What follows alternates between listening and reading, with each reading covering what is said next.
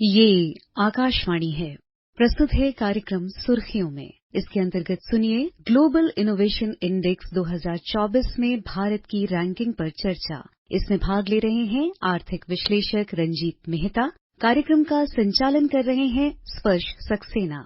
नमस्कार श्रोताओं, कार्यक्रम में आपका स्वागत है। पिछले कुछ वर्षों में भारत ने अपनी नवाचार यात्रा में बड़े कदम उठाए हैं। न केवल विभिन्न क्षेत्रों में नवाचार आधारित परिवर्तन देखने को मिला है, बल्कि ये दुनिया की सबसे तेजी से बढ़ती नवाचार अर्थव्यवस्थाओं में से एक के रूप में सामने आया है। हाल ही में जारी की गई सूची के अनुसार भारत ग्लोबल इनोवेशन इंडेक्स 2024 में 39वें स्थान पर है, जो 2015 में 81वें स्थान से एक उल्लेखनीय सुधार है। आज इसी विषय पर विस्तार से चर्चा करेंगे और चर्चा के लिए हमारे साथ जुड़े हैं आर्थिक विश्लेषक डॉक्टर रंजीत मेहता। डॉक्टर मेहता, आपका आकाशवाणी में बहुत बहुत स्वागत है। बहुत बहुत धन्यवाद जी। डॉक्टर मेहता, भारत की ये जो रैंकिंग है, ये एक बड़ा सिग्निफिकेंट इम्प्रूवमेंट है पिछले 9 वर्षों में देखें अगर तो कौन से फैक्टर्स आप समझते हैं जो सबसे महत्वपूर्ण रहे इस रैंकिंग को बढ़ाने में? जो ग्लोबल इनोवेशन इंडेक्स है, GII जिसे हम कहते हैं, एनुअल रैंकिंग होती है। 100 करीब 33 कंट्रीज इसमें हिस्सा लेती हैं और भारत में इस बार जो है 39वां स्थान भारत का रहा।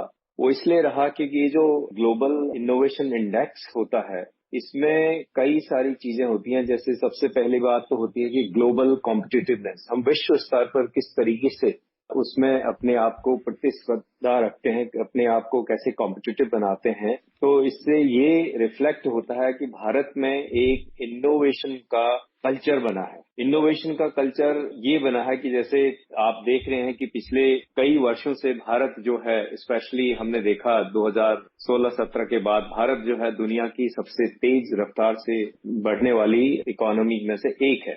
और इवन कोविड के टाइम में भी भारत की जो इकोनॉमी है सबसे अधिक रेट से यहाँ पे बढ़ रही थी। और जिस तरीके से जो हमने इकोनॉमिक ग्रोथ हमने देखी है, उसमें कई ऐसे एरियाज हैं जैसे रिसर्च एंड डेवलपमेंट है, एजुकेशन है, इंफ्रास्ट्रक्चर है, टेक्नोलॉजी एडॉप्शन है और जो सस्टेनेबल डेवलपमेंट है। जिस तरीके से भारत ने रिन्यूएबल एनर्जी के लिए कदम उठाए हैं, ये सबको देखते हुए हमारा जो है ग्लोबल इनोवेशन इंडेक्स में काफी बढ़ोतरी हुई है। और सबसे बड़ी बात क्या है कि हमने देखा कि एक एंटरप्रेन्योरशिप का जो स्टार्टअप इकोसिस्टम इंडिया में बना है। अगर आप देखें 2016 में भारत जो है के पास 400 रजिस्टर्ड स्टार्टअप होते थे, बट जो 2016 में जब स्टार्टअप इंडिया शुरू हुआ, आज हमारे साथ जो है 1.5 लाख से ज्यादा स्टार्टअप हमारे इकोसिस्टम में हैं और 115 से ज्यादा करीब यूनिकॉर्न्स इस बीच में बन गए हैं। तो ये जो है एंटरप्रेन्योरशिप को बूस्ट मिला, क्योंकि अगर आप दुनिया में आज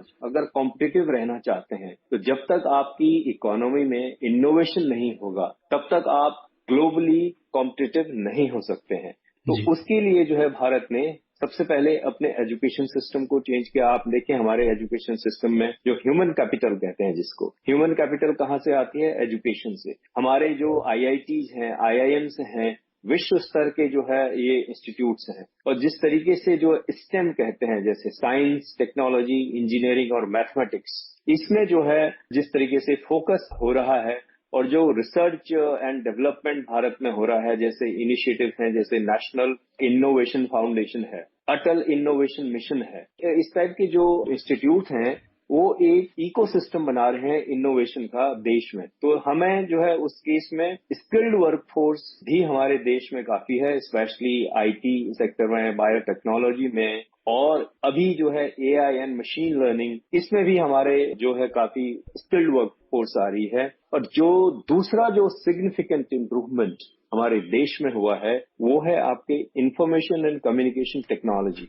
और जिसमें ICT हम कहेंगे, जैसे डिजिटल इंफ्रास्ट्रक्चर है। पब्लिक डिजिटल इंफ्रास्ट्रक्चर के क्षेत्र में आप देख लीजिए भारत में जिस तरीके से फिजिकल इंफ्रास्ट्रक्चर हमारे देश में बढ़ा है।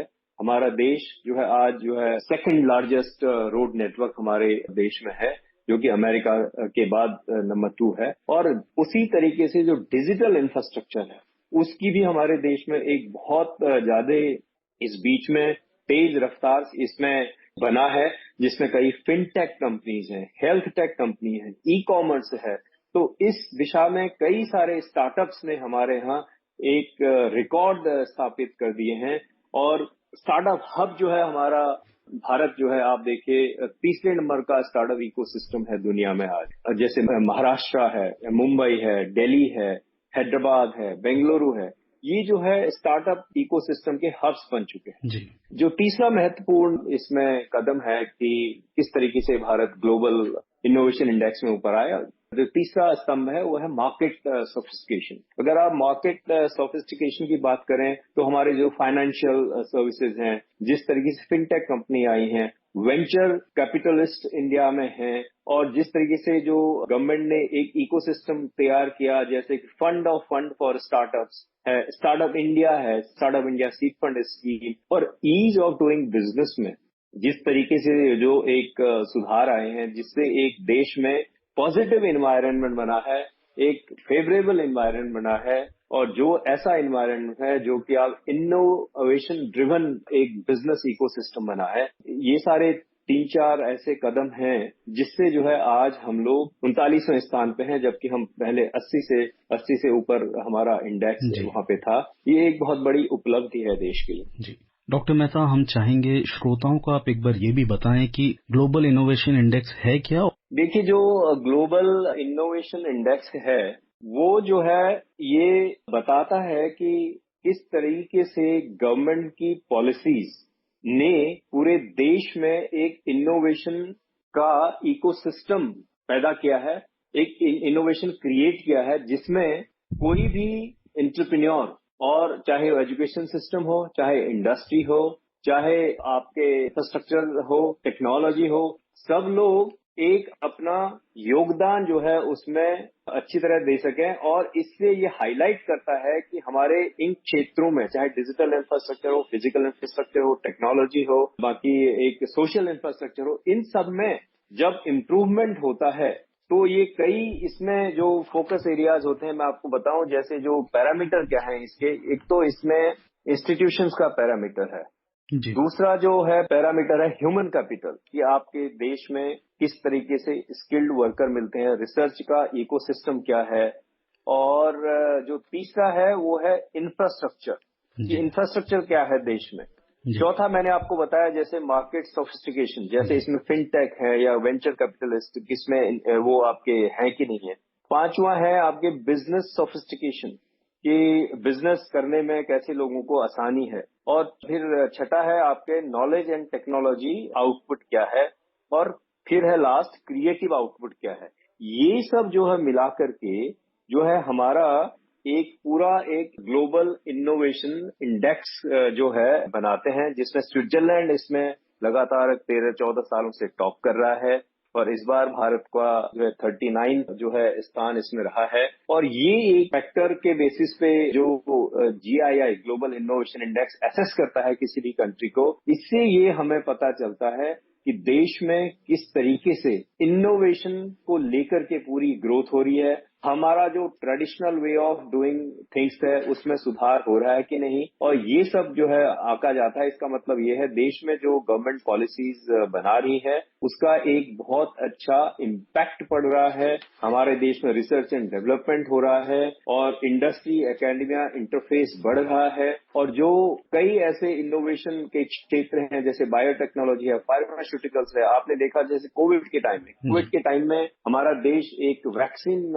हब बन गया था, और जिसके हमने सिर्फ अपने लिए ही वैक्सीन नहीं बनाई बल्कि कई देशों को जो है देश यहाँ से जो है वैक्सीन जो है हमने सप्लाई की। और हमारा इसमें जो है biotechnology industry research assistant council है, बायरेक जिसे कहते हैं, उसका बहुत बड़ा योगदान रहा है। और अगर आप बिजनेस सोफिस्टिकेशन की बात करें, जैसे IT है, बायोटेक्नोलॉजी मैंने आपको बताया, एग्रीकल्चर आप देख लीजिए, एग्रीकल्चर है, ऑटोमोबाइल है, इसमें काफी सारे ऐसे इनोवेशन हो रहे हैं। अब एग्रीकल्चर में भी आप देखिए, अब हमारे देश की पॉपुलेशन बहुत बड़ी है और हमारा करीब 60% जो लोग हैं खेती से जुड़े हुए हैं। किस तरीके से हम स्मार्ट एग्रीकल्चर बनाएं और स्मार्ट फार्मिंग की जो टेक्निक है और उसमें AI और किस तरह से क्रॉप प्रिडिक्शन करते हैं, ये सब चीजें मेरे ख्याल से सप्लाई चेन का इम्प्रूवमेंट है।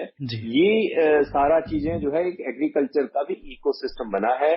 और दूसरी महत्वपूर्ण बात यह है कि रिन्यूएबल एनर्जी में भी भारत ने एक लीड ली है। जो हमारा प्लान है, जिस तरीके से भारत ने मिशन बनाया कि बाय 2030 हम लोग 500 गीगावाट रिन्यूएबल एनर्जी अपने देश में यहाँ पे प्रोड्यूस करेंगे। तो ये सारे जो है बहुत बड़े बड़े कदम हैं, जो कि इन सब जो है कदमों की वजह से जो इनोवेशन इंडेक्स है वो हम लोग काफी अच्छा करते जा रहे हैं उसमें। और आने वाले टाइम में जो मैं समझता हूँ हमारे जैसे PLI स्कीम है, जिसमें कि प्रोडक्शन लिंक इंसेंटिव स्कीम है, उसमें कई ऐसे ग्लोबल जाइंट्स जो है अपनी जो प्रोडक्शन फैसिलिटीज है इंडिया में लगा रहे हैं, जैसे इलेक्ट्रॉनिक्स में है, सेमीकंडक्टर्स में है और स्मार्ट डिवाइसेस मैन्युफैक्चरिंग में है। ये सब जो है सारी चीजें जो डोमेस्टिक इनोवेशन कैपेसिटी है उसको बूस्ट करते हैं, उसको बढ़ाते हैं। डॉक्टर मेहता, भारत कम मध्यम आय वाले देशों में पहले स्थान पर है।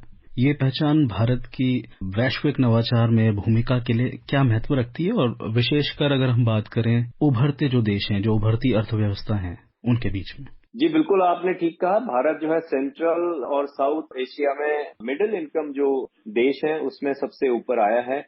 ये एक बहुत बड़ी गर्व की बात है, क्योंकि हमारे देश में चैलेंज है। चैलेंज ये है, एक साइड हमें ग्लोबली कॉम्पिटिटिव भी रहना है, दूसरे साइड हमें फार्मर्स को सपोर्ट करना है, तीसरी साइड हमारे देश में जो इंफ्रास्ट्रक्चर है उसको क्रिएट करना है, और हमारे जो अंडर प्रिविलेज लोग हैं, लोगों को गरीबी से भी निकालना है। तो ये सारे मल्टी चैलेंजेस हैं, बहुत सारे चैलेंजेस हैं। उनके बीच जिस तरीके से भारत ने परफॉर्म किया है, स्पेशली जो आपने कहा कि 10 देशों में हमारा नंबर 1 स्थान है, जो देश है वो सेंट्रल और साउथ एशिया के बीच में है। तो ये भी एक बहुत अच्छा एक खबर है, क्योंकि इसमें बहुत सारे ऐसे कदम हैं, जैसे गति शक्ति मिशन है, और जिस तरीके से हमने इंटेलेक्चुअल प्रॉपर्टी राइट में अपने आप को ठीक किया, जो गति शक्ति जो मिशन है उसका भी इसमें बहुत बड़ा योगदान है, क्योंकि हमारी जो लॉजिस्टिक कॉस्ट है काफी हाई है। तो लॉजिस्टिक कॉस्ट को कम करने के लिए जो एक इंटर मिनिस्ट्रियल जो गति शक्ति मिशन है, और जिस तरीके से इंटीग्रेशन हो रहा है, मल्टी मॉडल ट्रांसपोर्ट सिस्टम बनाया जा रहा है, तो ये सब चीजें इस दिशा में बहुत एक अच्छा कदम है।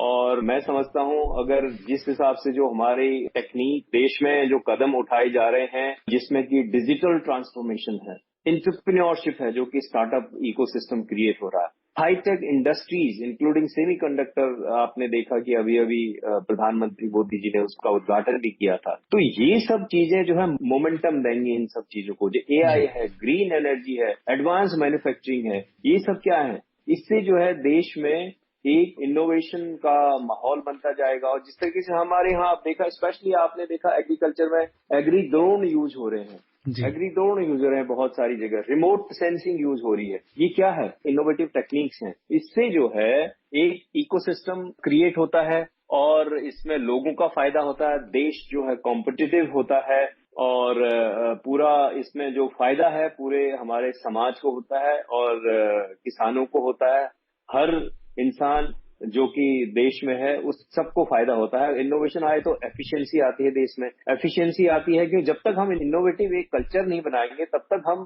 देश को एक एडवांस इकोनॉमी नहीं बना सकते। तो इन सब में, और हमारे सस्टेनेबल जो गोल हैं, जो सस्टेनेबल डेवलपमेंट गोल्स हैं, SDGs हैं, उनकी तरफ भी हमारा कॉन्ट्रीब्यूशन हो रहा है। तो जो ओवरऑल एक होलिस्टिक एटमॉस्फेयर जो बन रहा है innovation led, innovation driven economy का, तो उससे जो है देश में एक इकोनॉमिक ग्रोथ भी तेज हो रही है, और लोगों को इसका लास्ट माइल तक उसका फायदा भी मिल रहा है। जी, डॉक्टर रणजीत मेहता, आकाशवाणी के साथ जुड़ने के लिए आपका बहुत बहुत धन्यवाद। धन्यवाद। अभी आप सुन रहे थे ग्लोबल इनोवेशन इंडेक्स 2024 में भारत की रैंकिंग पर चर्चा। इसमें भाग ले रहे थे आर्थिक विश्लेषक रंजीत मेहता। कार्यक्रम का संचालन कर रहे थे स्पर्श सक्सेना। ये कार्यक्रम आकाशवाणी के समाचार सेवा प्रभाग द्वारा प्रस्तुत किया गया। इसे आप हमारे mobile app news on AIR और YouTube channel news on AIR official पर भी सुन सकते हैं।